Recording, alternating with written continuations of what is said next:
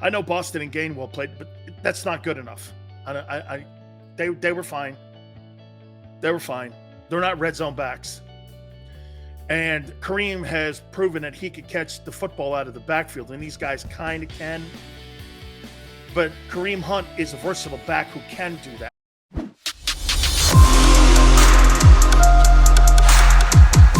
Should the Eagles go after Kareem Hunt, running back, Cleveland Browns?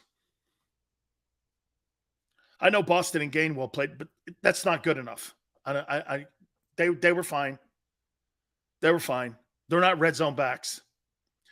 And Kareem has proven that he could catch the football out of the backfield, and these guys kind of can. But Kareem Hunt is a versatile back who can do that. Now, I don't know his age. Okay? If he's 31, then we're talking about the tires starting to get a little flat, you know what I mean? And the tread's starting to come off a little bit. So that drops my value for him. So of all my guys that you're looking at that I could possibly move, don't even go near Andre Dillard or Milton Williams. Don't go anywhere near those guys because that's out of your price range. You know how you go into a store sometimes and you want to buy something really great and you see a Rolex and you go, I'm going to have to go with the Raymond Weil. Okay, it's Raymond Weil. It's a fine watch. Okay, it's a fine watch. Or Tag. It's not a Rolex. Okay, Andre Dillard right now to some teams looks like a Rolex, especially when you lose two offensive linemen like the Bucs have. Do you go? He's 27. Okay. Did Hurts have more passing TDs or rushing TDs? I believe he had more passing TDs. I think he had 16, if I'm not mistaken, a year ago. And I think he had 10 rushing. Paul says that Hunt is only 27. That's pretty young, especially since the fact that he hasn't been the number one mail carrier in Cleveland. That's been Nick Chubb. So, yeah, I would have a problem giving up a 3 for him. Or somebody of the ability of Andre Dillard. I wouldn't do that. Okay? Jalen Reagor is not going to be something on the list for teams, especially a team like Cleveland. Okay? They want someone who's good. Okay? I know that Philadelphia values their players really highly, but that player is not valued highly. While y'all, Hunt is just as injury prone as Sanders. There's some truth to that. Okay? There's some truth to that. Ryan says that Brady's going to get killed behind that line. Man. The young right tackle's injured now. Lost a guard for the season. The center's out. Jesus criminy. He's 28 and wants a new deal. Yeah, well, I'm not giving him a new deal. Well, like what? $10 million a year? That ain't going to happen in Philly. I would not pay that for Kareem Hunt. I'm not giving him $10 million in a new deal. I'll rent him for the year. Okay? I'll rent him.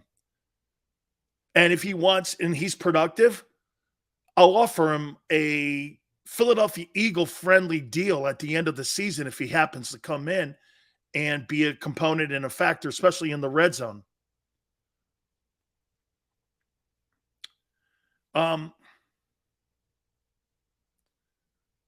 What happened? Nothing happened.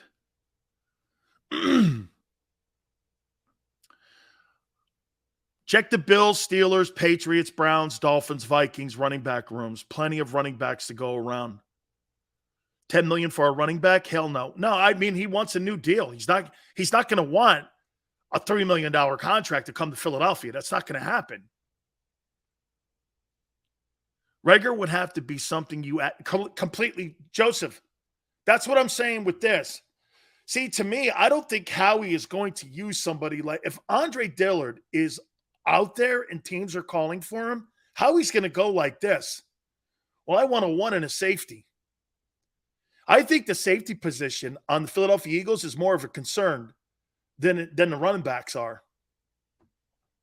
I think you can get away with what you got. I'd like to improve it, but I think you can get away with it. They're guys, but you can get away with it. And especially with the way the guys played hard against the Browns. It's a pretty good group. They did a nice job.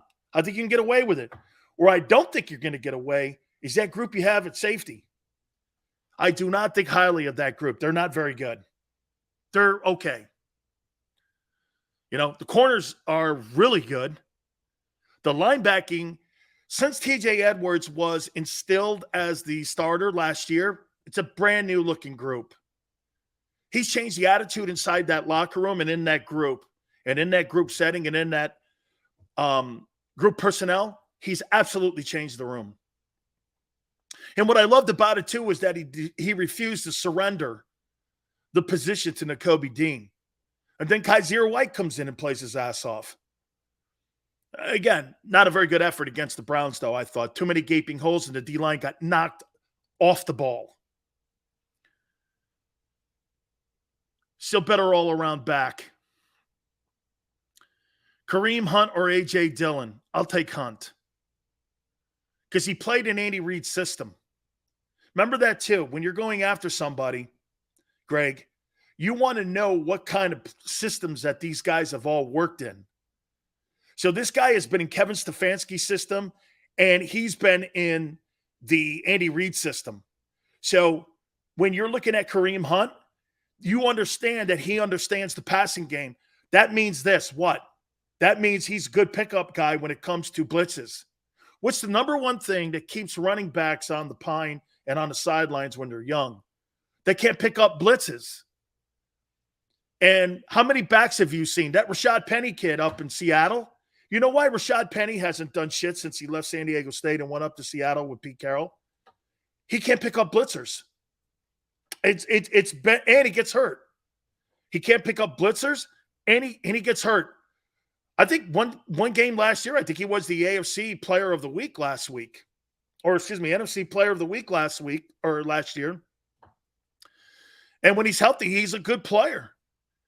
But when you're a back in today's NFL, with the complex blitz packages that people throw at you, you've got to be a savant to understand where the blitz. You know where a quarterback is always looking where he thinks the open wideout is? When you're a running back and it's third and long, you got to figure out if the safety, outside linebacker, if you're doing a wheel in the middle and they're going to do stunts, you got to pick up one of these guys. Your head's constantly on a swivel. How many times you see running backs that are so young back there or don't understand blocking assignments get their quarterback killed? See it all the time. The fundamental reason on why backs don't get on the field when they're young. By the way, real quick, I heard the guys talking to a guy in New York about Saquon Barkley. Dude, get out there and play. You're as hurt as Miles Sanders. I mean, between Miles Sanders and Saquon Barkley, these guys should run a Salvation Army for the wounded. I mean, honest to God, dude, you're never healthy. Always hurt. Isn't that the worst thing to hear from a player or coaches or a media guy? Guy's got great talent, but he's never healthy. Unfulfilled talent. It's the most overrated word used sometimes in sports. Well, he's never healthy. Wasted talent, dude. Dude, I can't think the last time a Penn State back was decent. Even the kid that won the Heisman ended up getting hurt. God rest his soul. I mean, you got to go all the way back to even DJ Dozier wasn't really anything. You got to go back to Franco and Lydell Mitchell. That's back in the 70s. Hunt and Hurts is going to be on fire. Boy, that would money. If they put Kareem Hunt in that backfield with Jalen Hurts, wow. Wow. Can you imagine if you had LeGarrette Blount in the backfield? That's kind of what I'm trying to envision here. Curtis Enos, Kajana Carter, all them guys, always banged up, hurt. Larry Johnson was great. Larry Johnson was great. He carried the mail, didn't he? A couple of years. Larry Johnson can ball. Way to pull one out there. GG, that's good, man. Larry Johnson can, oh my God, really? He's passed on, Warrior? I didn't know that. Man, Larry Johnson can run the ball, man. 40 times a game, you bet, man. He ran your ass over, too. Gray goes, no problem bringing Kareem Hunt in. But what would be the price tag? There's no – and plus, if you're Andrew Berry right now, you got to be doing this, guys. Oh, man, we got to try to win games running the ball. You want to know what a football team is going to look like, the Eagles in 2021? It's going to be the Browns. They're going to be a so unbalanced football team, you're not going to believe it. There's going to be limited passes. Limited passes. Limited. Rager for Hunt. Yeah. Okay, and what, a 2? Remember something. You give Rager up and you put Rager in a trade, you got to give something that makes me go like this. Okay, get my attention. Jalen Rager doesn't get my attention to improve. Here, Howie is looking around right now for safety, then back, I think. I think safety, and he feels he could probably find a back that someone's going to jettison. That's how. Is David Johnson, big pick, is he still in Houston? Is he still in Houston? That was a really weird trade, him going to Houston and that DeAndre Hopkins deal. It was really weird. Really weird. What about the second string back for the Tennessee Titans? Yeah, that kid that took over last year for Derrick Henry. He went in there, man. They looked like they didn't even miss a beat. Okay? He looked like they didn't. Hey, Nicole, I'm going to wait until the top of the hour on Nakobe Dean because, again, this is part of the learning curve that he's going through here. Okay? This is part of the learning curve that he's going through. When you're a young linebacker like that and your defensive line gets knocked off the ball and there's gaping holes like that, I don't care if you're Ray Lewis or you're Mike Singletary. You ain't making those plays. What do you think made Mike Singletary such a great football player? Well, he had Steve McMichael and he had Dan Hampton in front of him. When you got guys like that, and he had Richard Dent.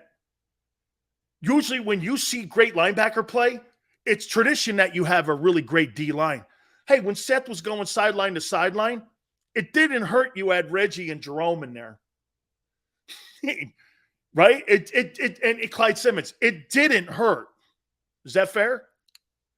You know, when Seth is running down the sidelines, making plays, why? Well, those guys ain't getting knocked off the ball. They're not getting knocked off the ball. Okay? I want to hit on Dean. Also, too, a little bit on the Cowboys. I want to talk a little bit of the Dolphins, too. Gary Cobb in hour 2 at 4:30 Eastern. I want to give you guys a little bit of a programming note, too. Tomorrow, we'll have Merrill Reese. He'll be with us at 4:30 Eastern time. Then on Wednesday, we will have Armando Salguero from the Miami Herald and also the Athletic, who covers the Miami Dolphins. That's the next opponent for the Eagles. And then on Thursday, Hollis Thomas will also join us and talk some Philadelphia Eagles. And we're trying to get Jimmy Johnson for Friday to talk a little bit of football as we get ready to close up the final exhibition week. So please hit the like button. Hour 2. Keep it here on the National Football Show.